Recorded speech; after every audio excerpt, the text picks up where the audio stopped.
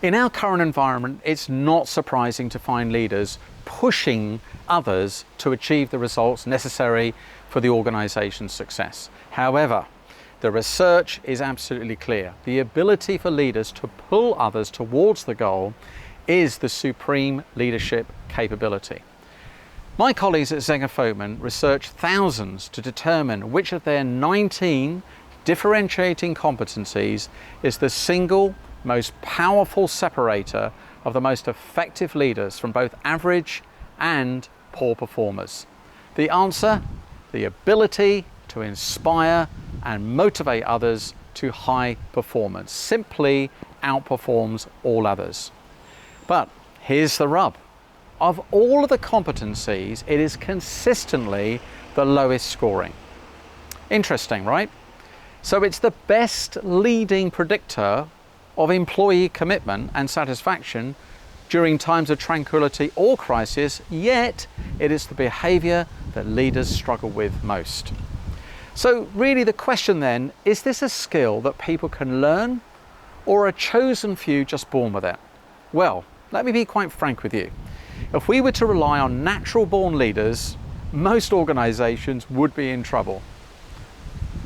The answer is actually, with the right approach, virtually every leader can learn to be inspirational. Now, I'm not talking about doing lots of jumping up and down and waving your arms around and speaking in an enthusiastic voice and giving people high fives. Yes, of course, this will have a temporary impact.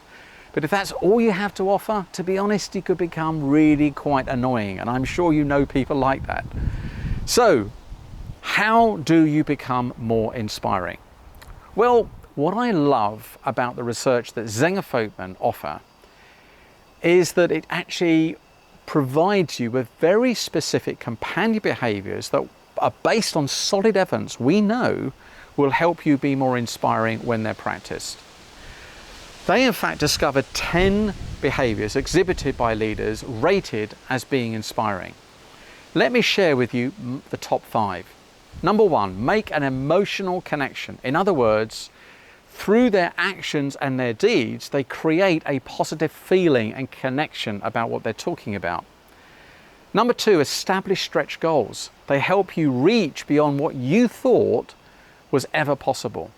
And number 3, they set a clear vision and direction. And if there's one thing that your team needs right now, it's a clear vision and direction.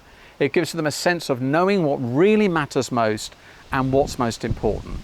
Number 4 is that all-important communicating powerfully and prolifically. Now, we've certainly seen the British government do a very bad job of this and the negative impact it has. The opposite, of course, as we know, is true. Clear communication as to how they can help best serve you as a leader and your organization, definitely gives them a stronger feeling of significance. And lastly, the ability to develop others. Please don't underestimate the impact of offering a helping hand and providing valuable coaching, particularly when people are working remotely. So, how would you rate yourself against these top 5, I wonder? Have a think about it, review it, and think about those 5. If you'd like to find out how you can be inspiring, then complete the self-assessment attached in my post, and it will give you some indicators. Or contact us today to find out how we can help your leaders position themselves to win.